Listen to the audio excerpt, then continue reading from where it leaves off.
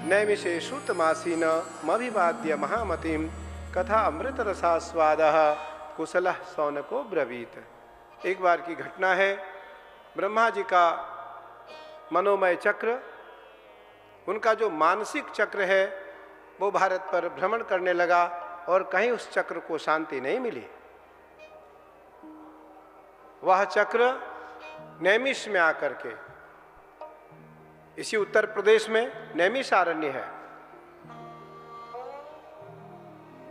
बताया गया गंगा में गोता लगाना,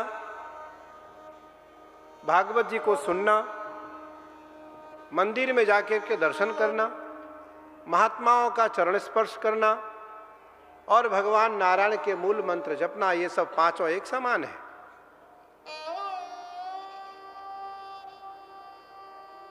देवताओं में प्रत्यक्ष गंगा है, वैष्णवों में भगवान शिव हैं और पुराणों में श्रीमद् भागवत जी हैं और तीर्थों में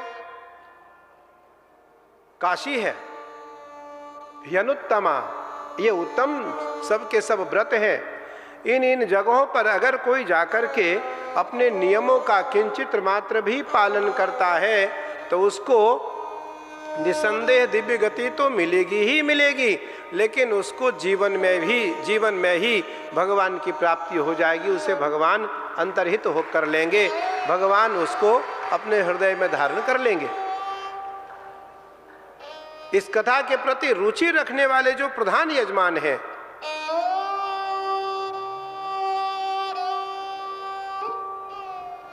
उनका एकमात्र लक्ष्य कथा को सुनना, कथा को मथना और कथा से जो अमृत निकले उसका रसास्वादन करना ही एकमात्र उद्देश्य होना चाहिए।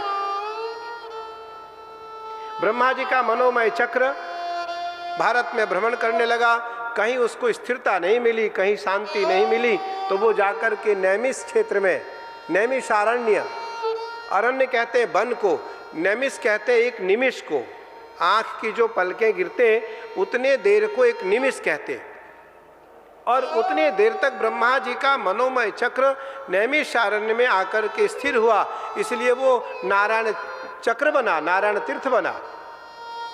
भगवान विष्णु का वह चक्र एक पल के लिए, एक निमिष के लिए ब्रह्मा जी की प्रेरणा से नारायण का वह चक्र नैमिषारण्य में आकर के एक पल के लिए रुका, इसलिए वह नैमिषारण्य बना एक निमिष के लिए और वो चक्र तीर्थ बना।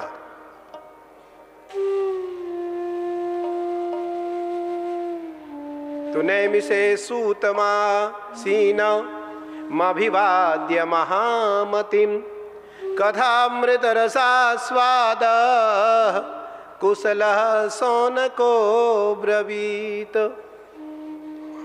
एक बार नैमिषारण्य में 88,000 ऋषियों ने एक साथ धर्म सभा करने का निर्णय लिया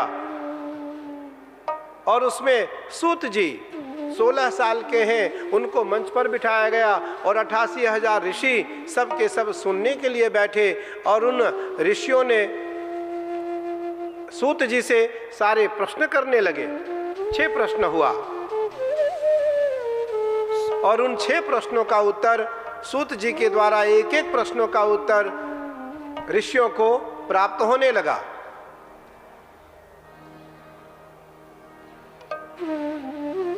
नैमिषे सूतमासीन मभिवाद्य महामतिम कथा अमृत रसास्वाद कुशल सौनको ब्रवीत।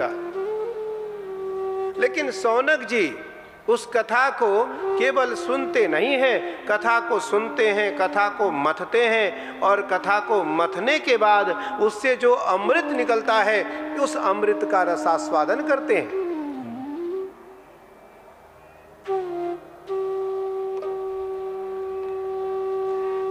इस कथा के 3 प्रकार श्रोता होते हैं।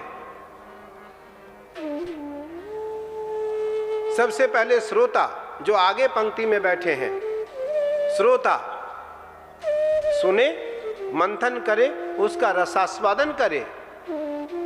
एक सरोता काट पीट करने का काम करे। और एक सोता जिसको कहीं नींद ना आती हो वो यहाँ आ जाए, अच्छी नींद आएगी 3 घंटे। 3 घंटे कब बीत जाएंगे पता तक नहीं चलेगा। एक तो ये लक्षण। दूसरा, कथा में सबसे आगे आए, सबसे पहले आए, सबसे आगे आकर के बैठ जाएं और सबसे पीछे उठें, सबसे बाद में जाएं। ये उत्तम श्रोता का लक्षण है।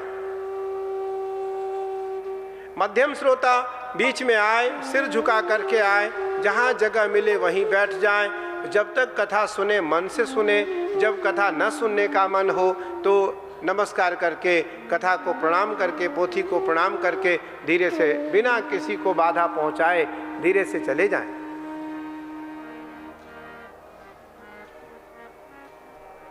निम्न प्रकार के श्रोता आना, कुछ कभी फोन, कभी खलबली, कभी दूसरों को परेशान करना, कभी इसकी बुराई, कभी उसकी भलाई, कभी उसकी प्रशंसा, कभी उसकी निंदा, और एक पल भी शांति से ना रहे, ना पड़ोसी को रहने दें।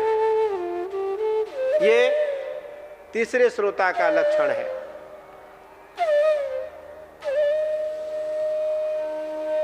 हम उत्तम श्रोता बने, हम उत्तम श्रोता बने और इस कथा का रसास्वादन करें, कथा का रसास्वादन करें और कथा में हम आनंद की अनुभूति का एहसास करें।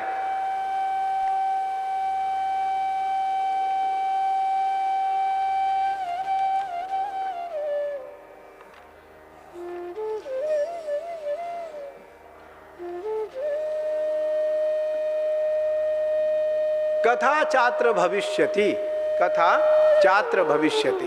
ये कई विवाह जैसा उत्सव है, कई विवाह, एक विवाह नहीं।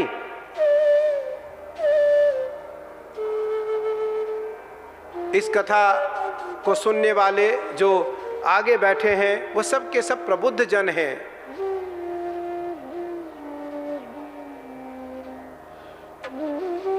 सब के सब प्रबुद्ध जन हैं और कई बार कथा को सुना है, कथा करवाए हैं। तो कथा इस विवाह, कई विवाह जैसी एक श्रीमद् भागवत कथा है, कई विवाह जैसी यह श्रीमद् भागवत कथा है।